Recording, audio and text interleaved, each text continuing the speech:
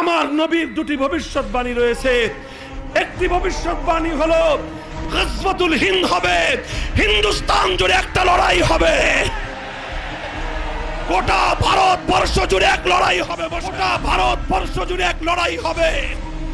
সেই লড়াইটা হবে ঈমান আর কুফরের লড়াই, সেই লড়াই হবে তাওহীদ আর শিরকের লড়াই, সেই লড়াই হবে হক আর বাতিলের লড়াই, সেই লড়াই হবে তাদের মধ্যে যারা গরুর দুধ খায় আর তাদের মধ্যে যারা গরুর গোবর আর মুদ খায়।